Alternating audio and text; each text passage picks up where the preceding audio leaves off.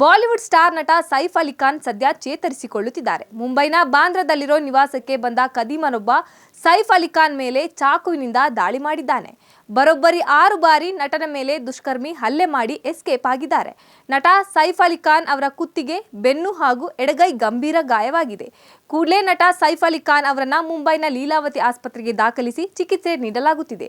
ಗಂಭೀರವಾಗಿ ಗಾಯಗೊಂಡಿದ್ದ ನಟನಿಗೆ ಈಗಾಗಲೇ 2 ಶಸ್ತ್ರಚಿಕಿತ್ಸೆ ಕೂಡ ಮಾಡಲಾಗಿದೆ. ಇನ್ನು ಈ ದಾಳಿ ವೇಳೆ ಸೈಫ್ ಅಲಿ ಖಾನ್ ಅವರು ಮನೆಯಲ್ಲಿ ಒಬ್ಬರೇ ಇದ್ರು ಎಂದು ತಿಳಿದು ಬಂದಿದೆ. ಪತ್ನಿ ಕರೀನಾ ಕಪೂರ್ ಜನವರಿ 15 ಅಂದ್ರೆ ಬುಧವಾರ ರಾತ್ರಿ ಕರಿಷ್ಮಾ ಕಪೂರ್, ಸೋನಮ್ ಕಪೂರ್ ಮತ್ತು ರಿಯಾ ಕಪೂರ್ ಅವರೊಂದಿಗೆ ಪಾರ್ಟಿಯಲ್ಲಿ ಭಾಗವಹಿಸಿದ್ರು. ಅಲ್ಲದೆ ಕರೀನಾ ಕಪೂರ್ ಕೂಡ ಪಾರ್ಟಿಯ ಫೋಟೋವನ್ನು ಸಾಮಾಜಿಕ ಮಾಧ್ಯಮದಲ್ಲಿ ಹಂಚಿಕೊಂಡಿದ್ದಾರೆ. ಅದಕ್ಕೆ ಗರ್ಲ್ಸ್ ನೈಟ್ ಇನ್ ಎಂಬ ಶೀರ್ಷಿಕೆ ನೀಡಲಾಗಿತ್ತು. ಹಾಗಾಗಿ ದಾಳಿ ನಡೆದಾಗ ಕರೀನಾ ಕಪೂರ್ ಮನೆಯಲ್ಲಿ ಇರಲಿಲ್ಲ. ಸದ್ಯ ಪೊಲೀಸರು ಆರೋಪಿಗಾಗಿ ಹುಡುಕಾಟ ನಡೆಸುತ್ತಿದ್ದಾರೆ. ಸೈಫ್ ಅಲಿ ಖಾನ್ ಅವರ ಮನೆ ಮತ್ತು ಸುತ್ತಮುತ್ತಲಿನ ಪ್ರದೇಶಗಳಲ್ಲಿನ ಸಿಸಿಟಿವಿ ದೃಶ್ಯಗಳನ್ನು ಪೊಲೀಸರು ಪರಿಶೀಲಿಸುತ್ತಿದ್ದಾರೆ.